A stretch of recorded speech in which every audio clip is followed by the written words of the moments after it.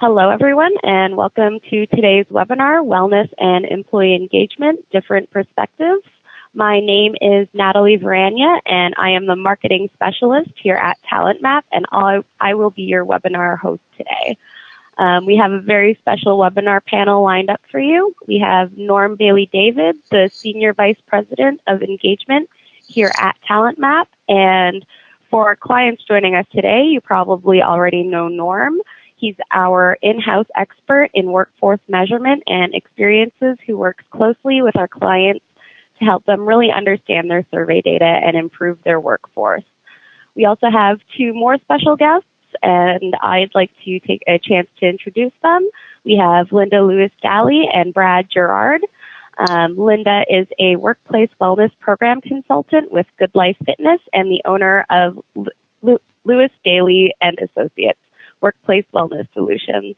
She works tirelessly to try to improve people's lives through promoting healthy lifestyle choices, and Linda assists with Goodlife's Workplace Wellness Division in developing workplace programs that support employee health promotion, focusing on awareness, education, and sustainable behavior change. By creating customized strategies with an emphasis on illness and disease prevention, Goodlife provides corporate partners with practical, engaging, and holistic wellness solutions. So welcome, Linda. And then also with us is Brad Gerard, the Program Director of Up and Go at ParticipACTION.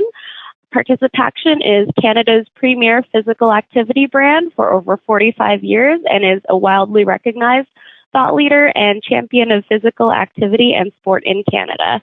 ParticipACTION's overall mission is to contribute to 10% of Canadians sitting less and moving more by 2020. And Up and Go is ParticipACTION's marquee workplace wellness program designed to disrupt the workday in a positive way, serving up behavior change challenges, nudges, and tools designed with experts in behavior economics at the University of British Columbia and the University of Toronto. So welcome, Brad. Well, that's great. Looking forward to the webinar. Great.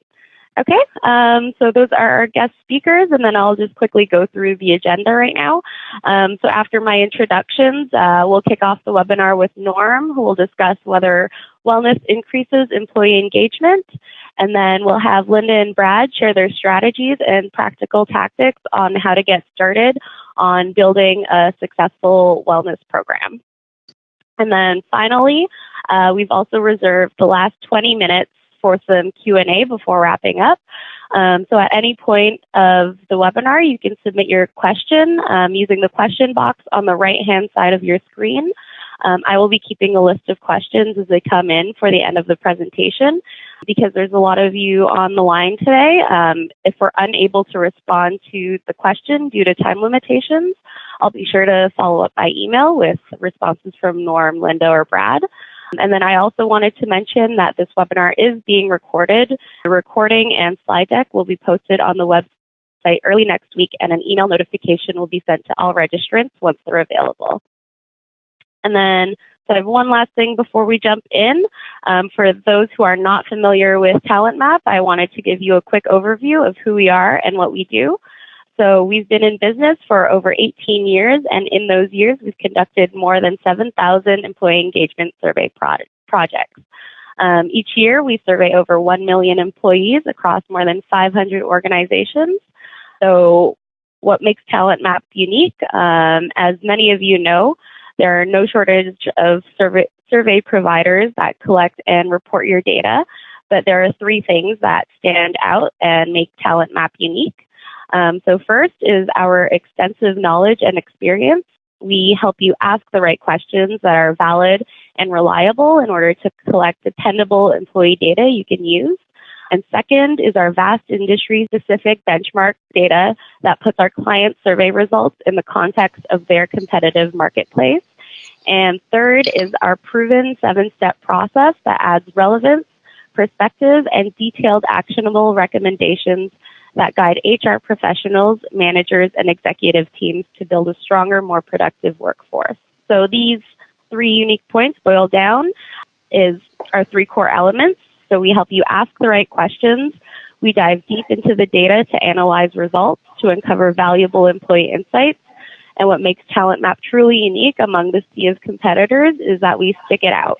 So we focus on survey action planning to help you after the survey to ensure you make real change in your workforce. So that is our formal introduction. So now that that's over, let's get started. I'll pass it over to you, Norm. Thank you very much, Natalie. Good morning, everybody. I'm sitting here in British Columbia in the Pacific. So good morning, good afternoon for you, those of you who are in the East. So let me lead this off. Some of you might have attended the webinar that I did about a year ago on the wellness topic. And what we'd like to do, the reason why we want to expand today is this becoming, as you obviously know, by having registered on this website and taken your valuable time to sit in, is that this is a hot topic. This is very apropos. I have conversations with leadership and HR teams on a daily basis, and this is really top of mind. And the key questions that I get asked are really about, well, does this really help us improve engagement? Does this really help us improve our organization, our productivity, or is it just something that, another employee perk that's going to cost us money? And I think the jury, as I'm going to show you, is it's not as straightforward as it might seem. And I think some of the answers that we're going to be providing you today are a little bit surprising. But what we wanted to do in this webinar that we didn't do in the last one was really move to the implementation stage. And this is why my panelists, my guests today, Linda and Brad, are going to be so helpful, is that I'm going to show you a little bit about that business case and really where to put wellness in the context of the overall employee engagement. But I'm going to turn it over to my colleagues so they can really help you understand how do we get this going. And most importantly, one of the big questions that I get on a very regular basis is how do we keep it sustained? How do we get our employees interested in actually taking advantage of the programs that we're putting in front of them? Because unless they do, it really is all for naught. So essentially, that's what we want to do with you over the next 40 minutes, 45 minutes or so, and of course answer your questions after we've done that. The fundamental question that we begin with is whether or not wellness actually improves or increases employee engagement. And the short answer to that is actually a little bit surprising, and I want to delve into that a little bit. In terms of where this positions in the overall envelope of the things, of the programs, policies, and initiatives that we want to put in place to help our employees. The first thing I think is pretty self-evident. There's tons and tons of data. You can use our presentations. There's this one, there's the previous one that you can get on our website. There's no shortage of data that will help you build a business case to say that employees want this. This is clear. I mean, and even I did an engagement workshop just last week in Brantford, Ontario. And in that action planning workshop, one of the key initiatives that employees put forward is we want to focus on wellness. We want to focus on the organization on wellness. Employees want this for sure.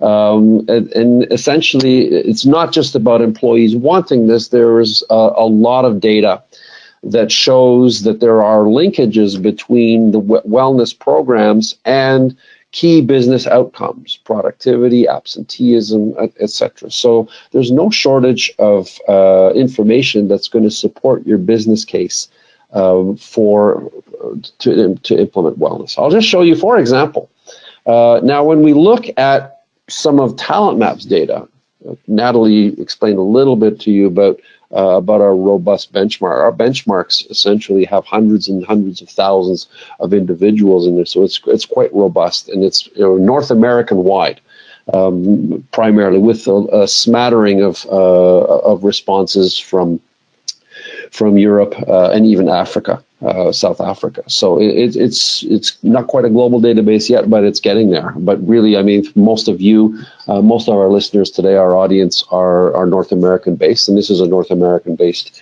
database. What this slide is showing you is compensation. And why compensation? Was because in the infancy stages of wellness programs, this is how they're perceived by both employees and by leadership, even though probably the HR community and certainly my guests will argue that it's way beyond compensation. But nonetheless, perception is reality for many people. And so the first thing that's happening with organizations that we see implementing wellness programs is we start to see blips. We start to see improvements on specific items, specific attitudes. And where does it fit? It fits in as what we would call a non-cash reward or a perk or a benefit. Interestingly enough, it's depending on the program itself, it's either perceived as a perk or a benefit. And we can see this clearly shows this slide compared to our benchmark and compared to previous periods. You can see this particular organization, and it's very typical of those organizations which have wellness programs in place, is that now you're starting to see that blip. You're starting to see that improvement in attitude on the dimension of compensation and benefits. So that's where it begins. That's where it starts. So what are people actually saying? They're obviously saying good things. And when they're talking about the benefits, wonderful additions to the benefits here makes me feel appreciated. Sometimes we get the messages we get about wellness seems contradictory. And the other thing about wellness and wellness programs and wellness as a perception in the organization, especially amongst those of you who might not have wellness programs in place, is there's a perception around amongst many employees, and there's a linkage between the concept of wellness and how the organization deals with stress and work-life, and specifically stress and work-life balance. And that's what some of these quotes are talking about. So if we continue to look at these very illustrative and very common responses in our surveys. Sometimes the messages we get about wellness seem contradictory. They all want us to be healthy and well. Sometimes it's hard to find time during the day to act on wellness initiatives and not worry about missing deadlines or meetings with business partners. In general, the company does a good job of maintaining work-life balance, fitness center, wellness plan, mental health training, all excellent resources. I could easily work 50 hours a week and still feel like I should be doing more. My work-life balance is not just the responsibility of the company. I take it upon myself to ensure that I continue to work more to better myself in this respect. The new wellness plan is wonderful. So one of the things that you should be cognizant about is if and when, and some of you have already done so for sure, implementing the wellness program, employees see overall wellness as beyond just the wellness program. And you can't necessarily consider it as a stopgap measure, as some employees think it will be. It is wider and it has broader implications in the organization and linkages to other dimensions, especially dimensions of employee engagement. Some of the other things that our research also shows. When we look at our clients, the client organizations, and there's hundreds of them that have implemented wellness programs, we do see engagement is higher. I don't want to tell you that one is causing the other yet. I'll hold off on that thought. But we do see an association where there's where there's a health and wellness program in place, the engagement tends to be higher. So there's higher ratings on things like work environment, things like compensation, as I just showed you. And intuitively, if we think about, I'm not going to get into a long discussion about the meaning of engagement, but fundamentally, the difference between the engaged and the disengaged employee always boils down to the notion that the engaged employee feels the organization cares about them, but the disengaged employee feels that the organization does not care for them. So anything, including and especially a program around helping the employee improve their own health and wellness, will show that the organization cares. And there's nothing wrong, there's nothing bad about that. Whether or not it's a cause of employee engagement, left to be seen. But certainly it's a right thing. And now where I'm leading with this discussion, there's the but. You've probably inferred that in the tone of my voice. There's a but coming, and here's the but. It's not necessarily more truly engaged due to the wellness program itself. So in other words, implementing the employee engagement implementing the health and wellness program does not in and of itself cause higher engagement. However, higher engaged organizations are usually the ones that are working and showing their engagement through other means, through other drivers, and they're the same ones that care about their employees and hence are implementing those wellness programs. So at this particular stage, health and wellness obviously has many business outcomes, but we're not seeing the cause of implement a wellness program, you're going to improve engagement. We're not necessarily seeing that yet. We're actually seeing that engaged organizations tend to be the ones that care about their employees enough to implement the wellness program. And basically, why is that? Well, we see, just like I showed you the compensation slide before, we see that the health and wellness program is associated with dimensions or attitudes that aren't necessarily linked to driving the core beliefs of engagement around pride and optimism and being inspired. They're associated with the work environment. They're associated with safety. They're associated with compensation. But they're also associated with the organization caring about them. So this is a circle that eventually, as enough organizations implement these programs, which are definitely a good thing, is going to close. But at this stage of the game, what I'm trying to explain to you is, if you're looking to improve employee engagement, yes, implement a wellness program, but don't stop there. Engagement is driven by other things beyond wellness, but wellness will help. Health and wellness will definitely help. And it's those organizations that are already engaged that are showing their employees they care through health and wellness programs. It's still the right thing to do,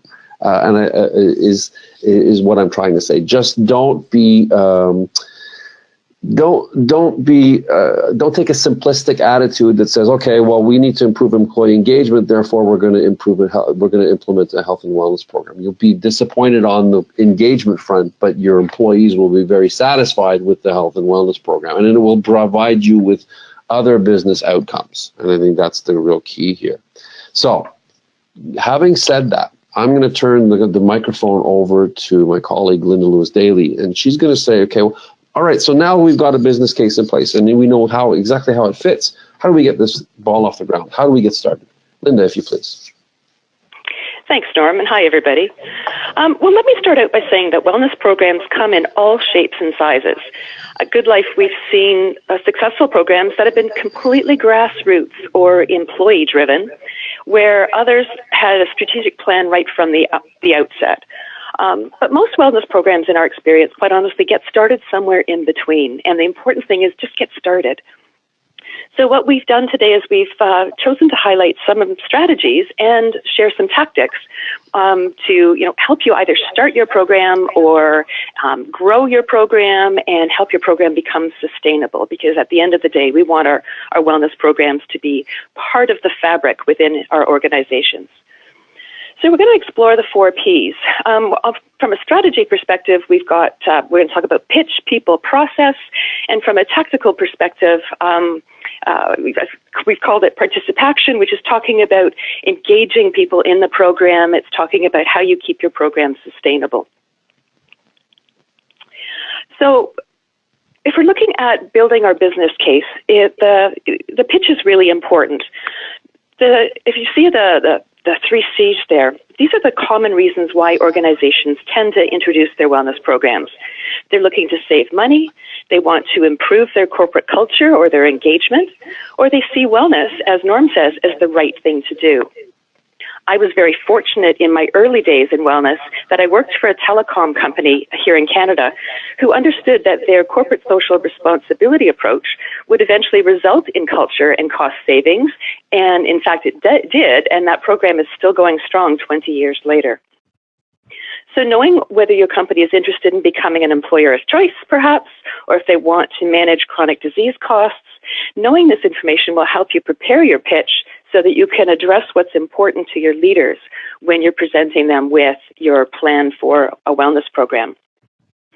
At some point, you're going to need to talk about the financial benefits for the investment in wellness, or at least at minimum, the implications or the cost of doing nothing. If you have your own data, fantastic, that would be great. But in the absence of your own data, there is a lot of validated research that's out there that you could use and leverage to tell a compelling story. Here's some examples that that we have here, the Conference Board of Canada indicates that if you can turn a smoker into a non-smoker on an annual basis, there are savings of over $4,000 in smoking-related absences and illnesses. And some examples about weight loss and moving someone from sedentary to active. There are some, very specific outcomes and impacts that your wellness program can have. It's one thing that, to have the employees really want the program, which is really great, and that's part of your business case too, to talk about the level of interest and the desire for the employees, but you can also talk about the potential impacts that you might be able to achieve with your wellness program. Moving on to people, senior leadership endorsement translates into wellness resources, things like an available budget for your programs, perhaps personnel to drive the programs. But one thing that's even more important is if you can get your leaders to visibly participate in your wellness programs, that sends such a strong message to staff that wellness is important, that it's okay to take time out of your day to participate. We had that comment earlier in an earlier slide that I don't have time to go. Well, if your leaders are endorsing the program and are participating, it's okay to participate because they're taking time out of their busy day to do that as well. So it's sending the message that my health as a leader is important and your health as part of our team is important too. One thing I want to mention about middle managers and line supervisors, as a word of warning, can sometimes become a barrier to your wellness programming. So if you can communicate to them how their staff's participation in your wellness programs will benefit the team's productivity, the team's overall performance, the collaboration and the team morale, then the managers will be more likely to sanction participation. To help them manage their productivity in terms of scheduling. And if you happen to be in a shift environment, for example, if you can implement your wellness programs around a shift change so that the workers can participate in the wellness program immediately before or immediately after their shift, that can help keep the managers happy too, because they've got their production line still intact. In order for a wellness program to really get legs, it really does need a program lead. So depending on the size of your company and your wellness budget, this might be somebody in your team in human resources or in some other area within the organization. Might be a part-time role or a full-time role. You might even be able to subcontract this out to a third party. But your wellness lead is the person or team that's going to oversee the day-to-day operations, things like program planning, design, the logistical implementation of the programs, and the program's evaluations. The next bullet, wellness champions, are really key. All workplaces will have employees who want to participate and volunteer their time to your wellness program. And if you can bring these champions together into a wellness committee, that's one way where you can actually formalize their involvement and help them provide input into the program design and gather feedback from their teams once you are starting to roll out your wellness program. You're kind of your feet on the street. Your wellness champions are also your local cheerleaders. They create excitement for your programs. They tell people what's up and coming. They rally participation. So don't underestimate their influence. And if you can leverage champions or ambassadors, whatever you want to call them, they're a great help and they can get a lot done to move your program forward. In terms of communication, sadly, the saying, build it and they will come, from the movie Field of Dreams, doesn't work in corporate wellness. You need to tell the employees what you're doing, why, how they'll benefit by participating in your programs, and how they can get involved. And these messages need to be sent out regularly. It's just not a one and done. You need to communicate the value of the programs and let people know how they can participate and where they have to go and how they can sign up. Creating a wellness identity, like having a logo, helps your employees differentiate the wellness communications from their other day-to-day emails. I don't know about you, but my inbox is just flooded with things. But I know when I see an email that's coming from the email address wellness team, or if I'm looking at a piece of paper that's got the wellness logo, it's going to catch my attention. So that's really the goal, is to have your communication become recognizable and desired, and something that the employees will take the time to read. The more colorful and eye-catching, here's a couple of examples here on the screen. Eye-catching the better. The goal is to maximize participation, so you need to grab people's attention, have a call to action, and have a look and feel that's a little bit different than the boring work stuff. But moving on to the next slide, before you can send out any communication, you need to have created your wellness program plan. Understanding your workplace's population through some form of needs analysis or needs assessment is important. This will help ensure that you're investing in the right programs, and it will also give you some baseline data so you can do year-over-year comparisons, perhaps, as your program rolls out and continues. A couple of ways to gather information. Well, the first place I always suggest to people is take a look at what you're already doing. What are some of the health benefits that you make available to your staff, some of the programs and services that you already have, and make sure you re-promote that or maybe rebrand them under your wellness program, because most organizations are doing some really good things. They just need to let the employees know and put it in the context of your wellness program. The next step then is to understand the employees' health risks and their areas of interest, because both are really important. Informally, you can ask questions to the employees, either through hallway chats, through survey, your wellness committee for sure. That could provide you some feedback. And as you start to implement your programs, if you do an evaluation form at the end of that, or a smile sheet, as we say, you can get some feedback from the employees to make sure you're on the right track. But you can also solicit some ideas for future programming, because it's really important to make sure that your wellness program is relevant to the needs and interests. More formally, though, there's information that could be gained through health assessments. Now, these could be self-reported surveys, or if you're running a biometric screening clinic, for example, you might be able to get aggregated results from that. Certainly, you'll have information through your EAP utilization, your drug and benefit utilization. These may be clues, and the data can help you build your program plan. So whatever your focus, if you're going to focus on cardiovascular health, mental health, work-life balance, stress, physical inactivity, take a look and consider what might be quick wins. And we're talking about getting started.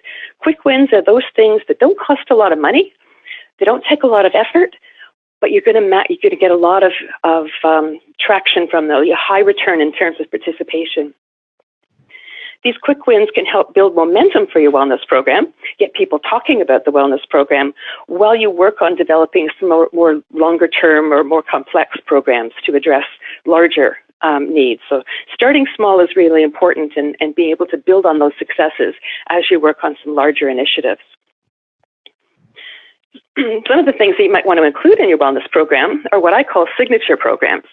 So those are the one or two things that you implement every year, year after year, high participation. The employees get to recognize and expect your fitness challenge every May and your flu clinic every November. Those are sort of the anchors or signature programs. Targeted programs focus on a specific segment of the population, either through a chronic disease or a program such as smoking cessation, or they're programs that are designed for a smaller audience, like a group exercise class or a walking club. And interspersed around those two elements, the signature and the targeted programs, are your seasonal things, keeping wellness programs fresh. So maybe you do nutrition focus in March, because March is Nutrition Month, Healthy Heart in February, those kinds of things. High touch and high tech. High technology is fantastic because it extends the reach of your wellness program to those who may not work at the home office, or those that travel or are always on the road. Technology can help you deliver education through health tips, articles, webinars perhaps. You can do fitness challenges with online tracking, but it doesn't replace the human touch. High touch is that face-to-face interaction with subject matter experts, whether it be a speaker at a seminar, a nurse at a screening clinic, a personal trainer for fitness coaching. It's really important to balance both high technology, leveraging technology, and there's more and more technology that's becoming available in terms of wellness, but we can't forget the human element as well. So while your wellness program might be unique to your organization in terms of what your needs are, what your focus is, and what your employees are looking for, don't be afraid to ask what other companies are doing. In my experience in wellness, people love to share their ideas and successes, and other wellness coordinators, are always sharing their information to say, don't reinvent the wheel. We did a program like this, so here's some things to help you get started. So while all of this may sound a bit complex and daunting, it doesn't have to be. And I'm going to pass the torch on to Brad. Thanks, Linda.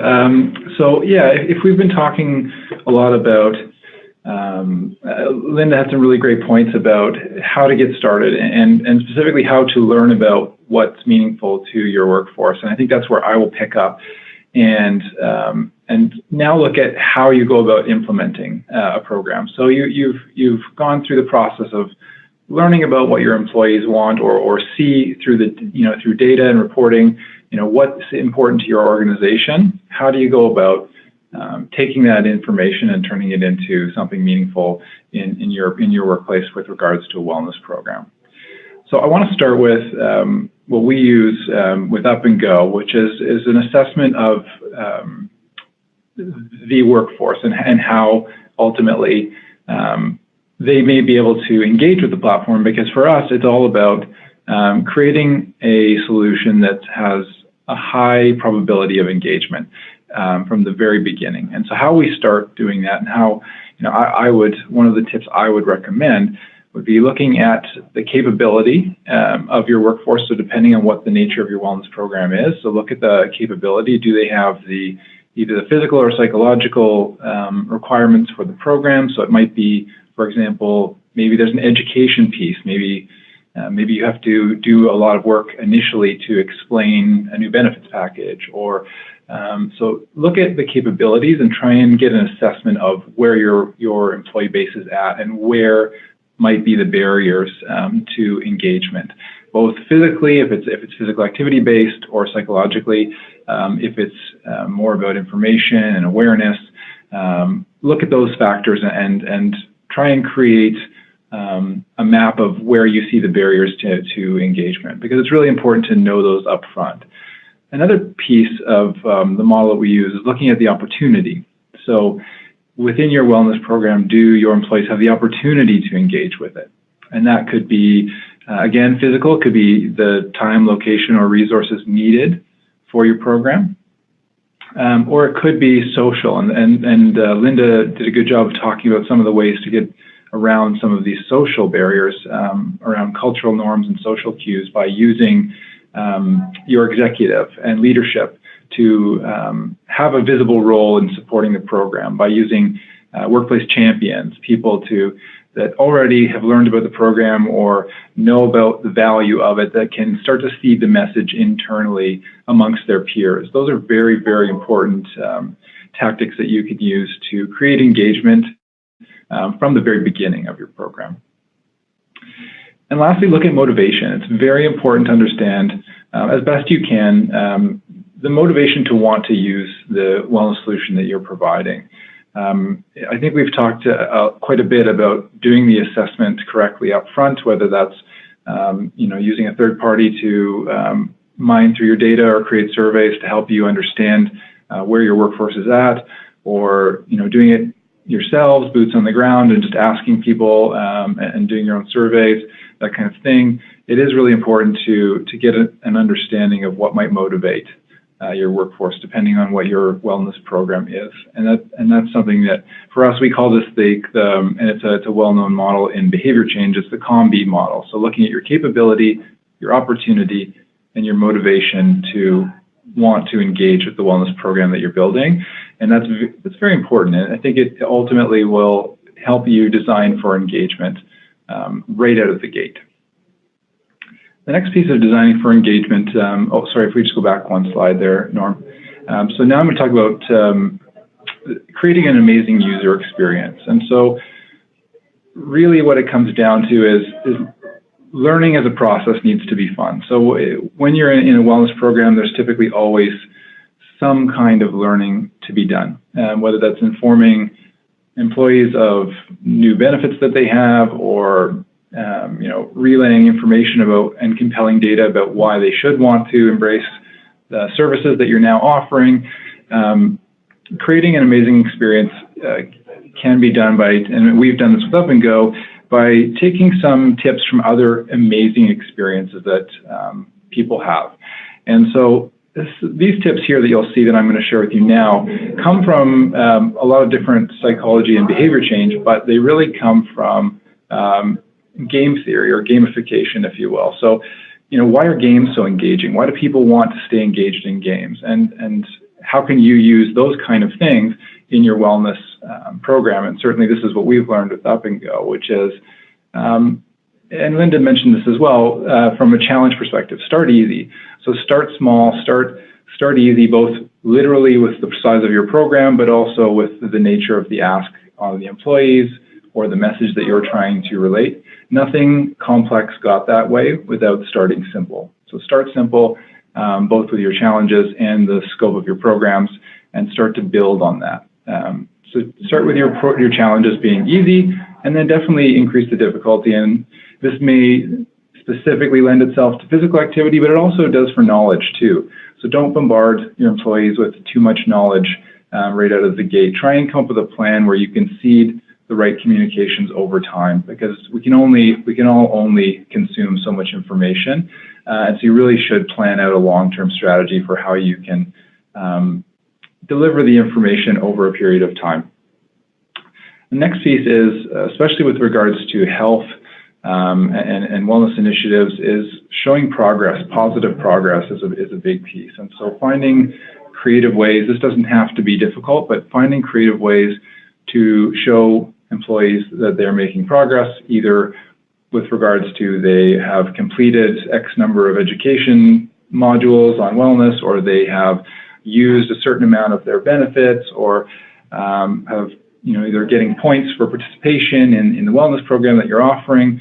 Showing progress is very important, and I'll talk about why that connects to incentives on my next slide. But really, the progress piece can't be stressed enough. You have to be able to feel like, especially with health and wellness, it's one of those things where we don't have a great feedback mechanism all the time, and so it's important to find ways to make that progress shown and known, because it's a key motivator in the long run. To see that we're working towards something and we are benefiting from it on a daily basis, however small an increment it is, it's very important to show that progress.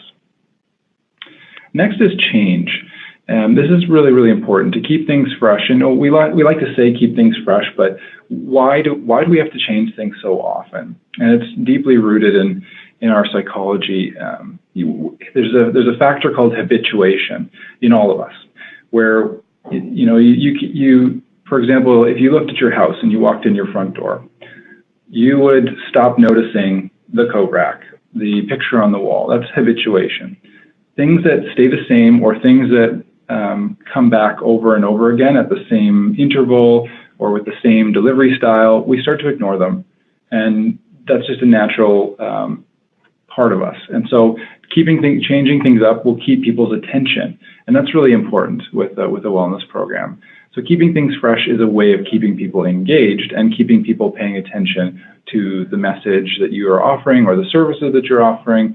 So find ways to map that out over the course of the duration of your wellness program, or the course of the year or the quarter. Find ways to keep changing things up. And typically, you want to have something new going on at least once a month, depending on, that's just a very, very broad kind of baseline to start with, but keep things changing on a regular basis and plan for that. And keep things new. So change and new kind of are similar, but they are different.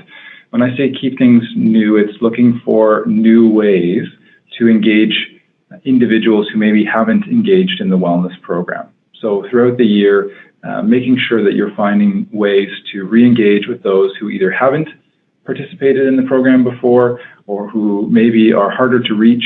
Finding ways to engage with them throughout the year is very, very important. And incentives matter. I'm going to jump into this in my next slide so we can go to the next slide. I think everybody's familiar with extrinsic and intrinsic motivation, but I want to talk a little bit about how this could impact your wellness engagement levels. And so it's really important to know when to use both, and ultimately to strive for finding ways to get to that intrinsic motivation. This is tough. It's not easy. But ultimately, extrinsic motivation is going to work really well for you to get people to perform those repetitive tasks, coming back to your platform, logging into your wellness solution, whatever the case may be. Those rewards, competitions, titles or badges, those kinds of things work really well to get people to do things over and over again that are similar or the same. Where you want to try and get to, obviously, if you're trying to sustain and engage your employees for the long term, is to work on those intrinsic motivators, help finding ways to bring this as to become a cultural norm within your workplace, to be fun, to help people see the value in it themselves so that they feel they're learning and they are owning their wellness. These are important motivators and that you can start to use. Most of us typically with wellness programs start with extrinsic because they're easier to understand and typically more straightforward from a planning perspective. But don't discount intrinsic motivation and looking for ways to make your programs fun, to involve your employees.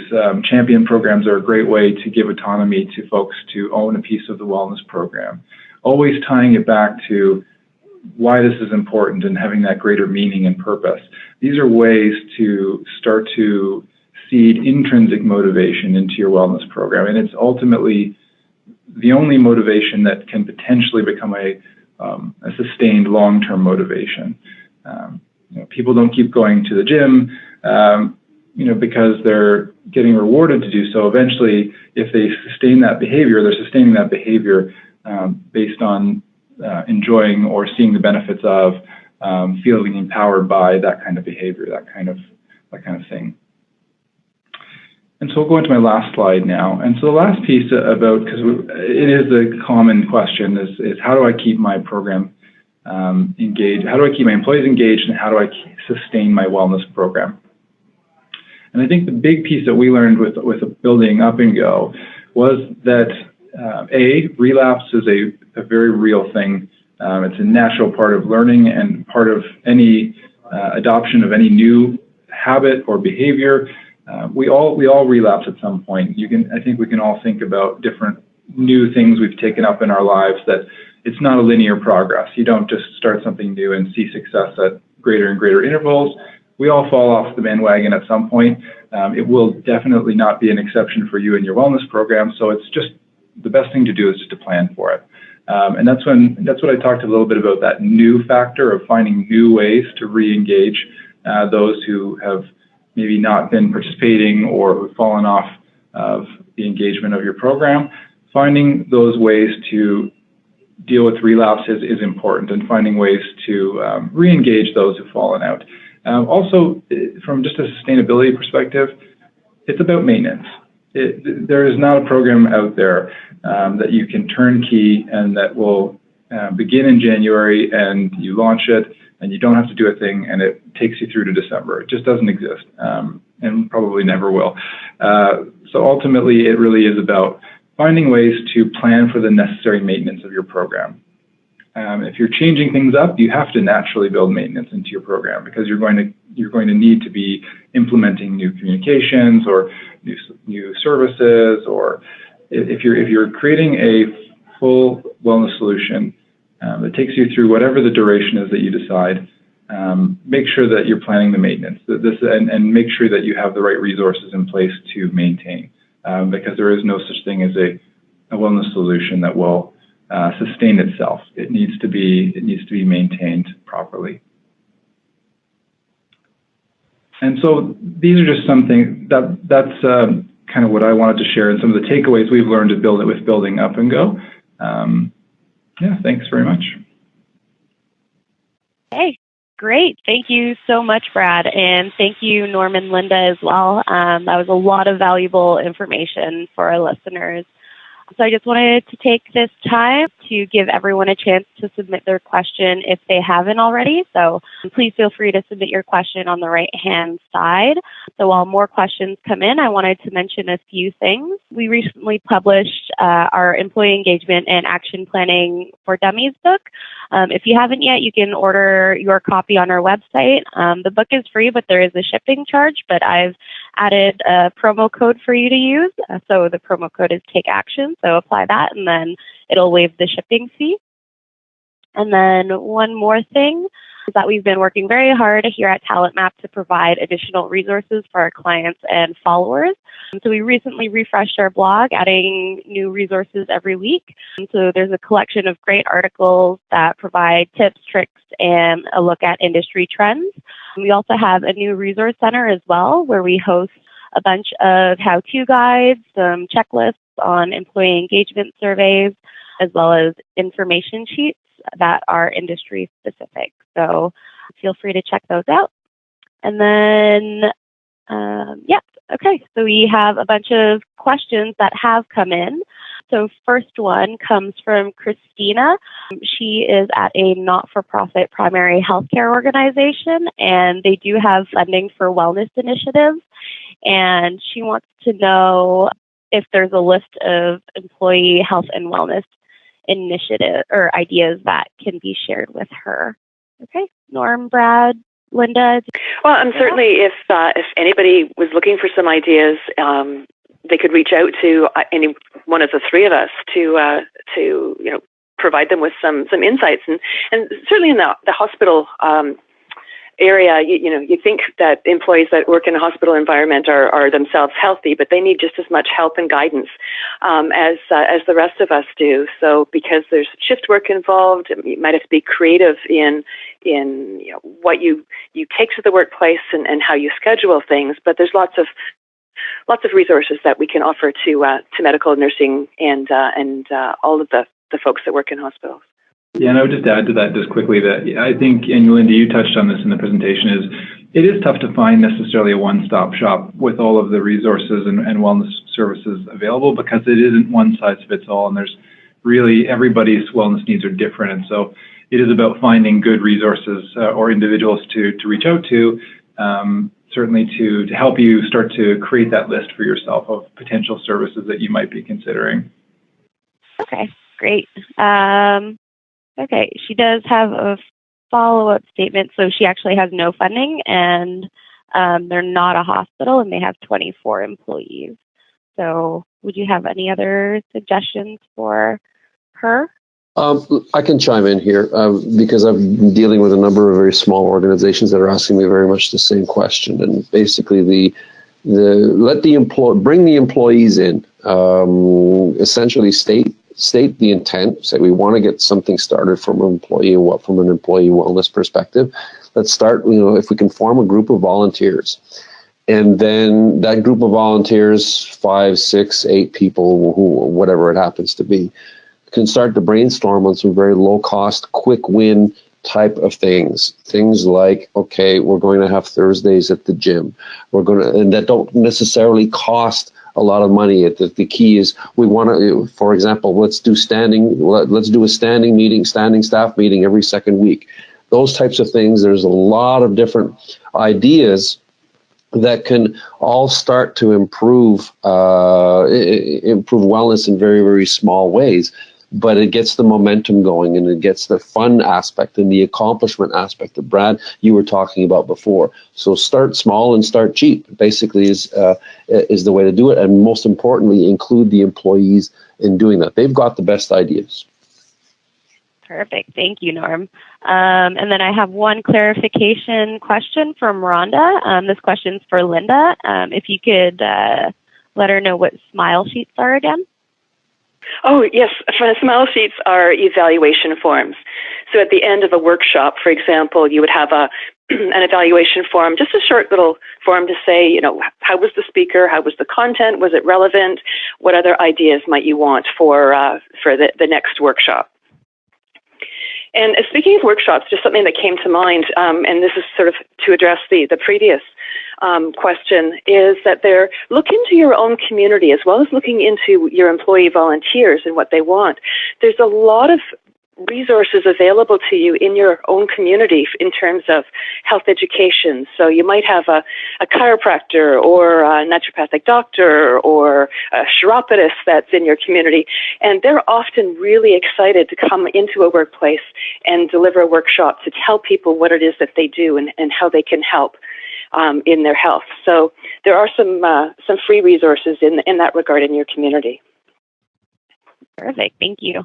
And then we have another question from Sandy. Can you talk about wellness initiatives for shift workers and how to work around scheduling and prioritization work versus wellness? Yes, shift work is always a challenge. But that being said, it's not a barrier. You have to look for your opportunities in terms of scheduling. So it might mean that if you are running in an educational opportunity, that you might have to run it 3 times to catch all 3 shifts.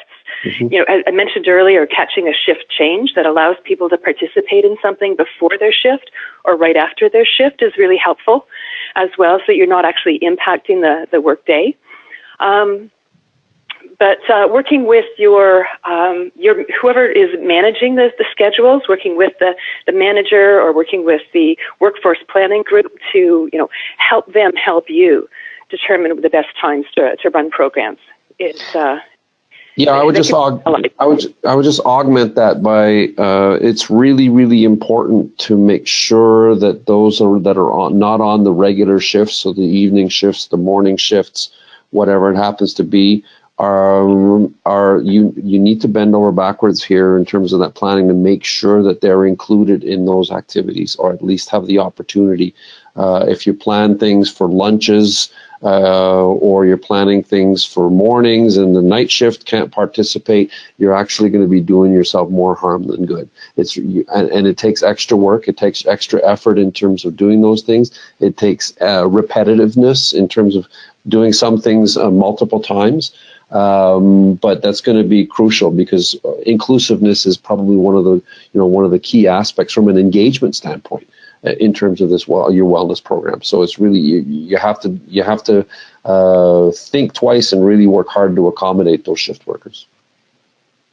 And it may mean too, you're absolutely right, Norm. It may mean too that instead of devoting a full hour to whatever it is that you want to share, impart, get them engaged in, that you might have to do it in half-hour segments. Yep. To accommodate the shift workers. If they only have half an hour for a break, then work your wellness program to be in a 20-minute sound bites. Mm-hmm. Perfect.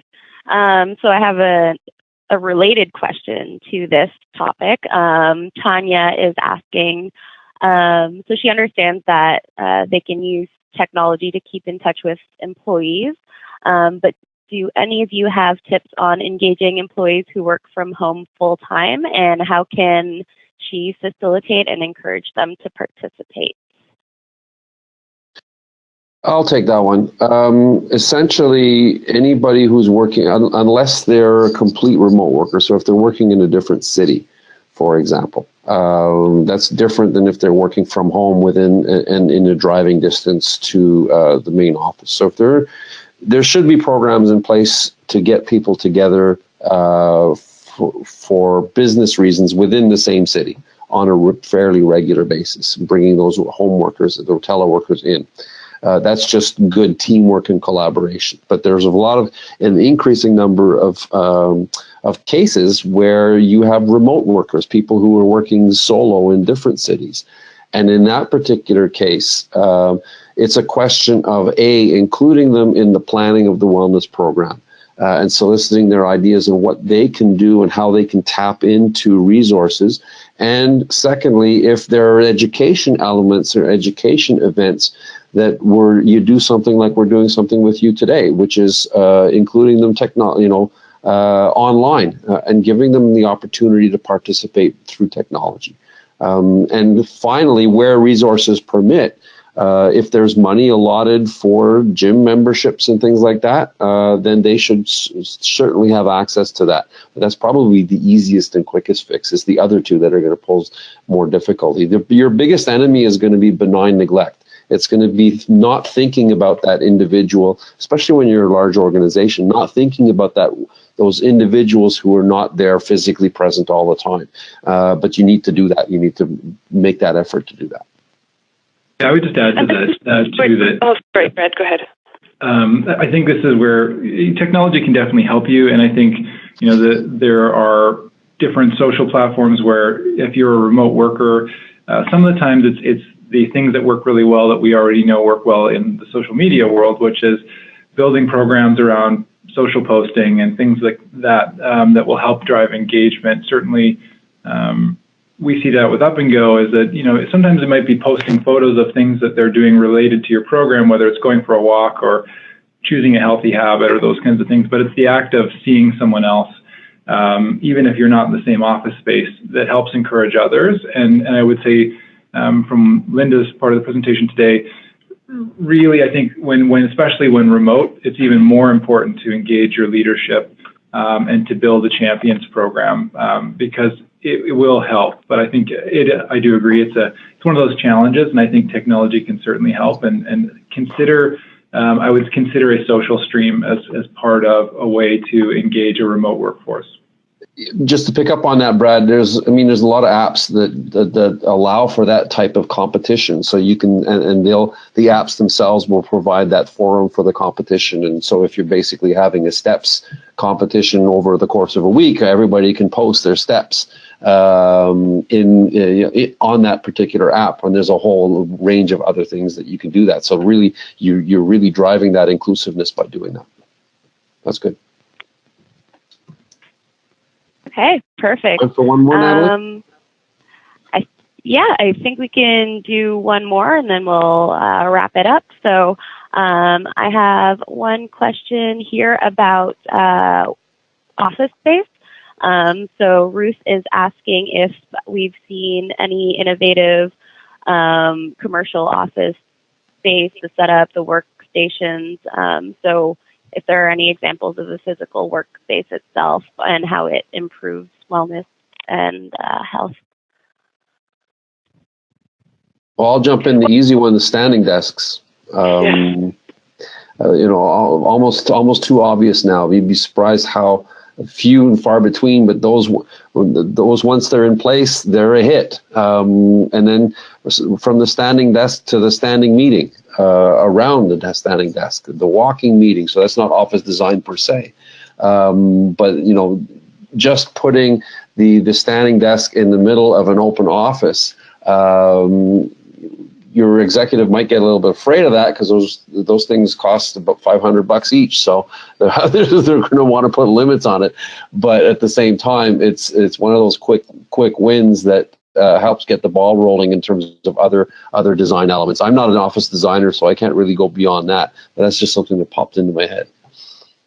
Well, and it's interesting that you say that too, Norm, is that at Goodlife Corporate Wellness, we actually have one stand-up desk in the office, and it's available for anybody to use at any time. You just pick up your laptop, you go to the standing desk. There's a phone there, and the girls at the office tend to rotate through that throughout the day. So, I do know also of a municipality that has designated 5 meeting rooms where they have a standing boardroom. So there are no chairs in the boardroom. So they've elevated the boardroom table so that it encourages people to stand and move. Because when you're moving, you're more creative. Yeah. I would say it also doesn't have to be expensive. I do agree, Norm, that all of the ergonomic standing desks are quite expensive. But there are options for transforming your workspace quite cheaply. There are cardboard standing desks out there to experiment with those, to change your workforce or workspace if you can't necessarily do it overnight. Those are great as a testing ground to start to see if people are interested. You can also do those standing boardroom meetings and things with simple things like hourglasses and egg timers. Put a 30-minute egg timer or hourglass in your boardroom and have have a 30-minute standing meeting, or at the very least stand once every 30 minutes. So there's lots of simple, small tools you can use to transform your space, because I think it's about, when you're talking about what's a good space to encourage wellness, it's things like motion, and that's a big one, is standing, sitting, changing. Really, it's about changing your position regularly throughout the day and creating space to do that. Creating space to move around the office is one of the ways that using your space encourages wellness. And then obviously there are others, like having having healthy foods in your lunch space and all of that. But I think maybe you were talking more about the physical space. Okay, perfect. That is all the time we have. Thank you, everyone, for all your questions. I know we didn't get to all of them. I will follow up with all of you. I know a lot of people asked for additional resources on health and wellness, so I'll collect that information from Norm, Linda, and Brad. So as a reminder, the recording of the webinar and slide deck will be posted on the website early next week, and we'll be sure to email you directly once. So thank you, everyone. Thank you, everyone. Have a great day.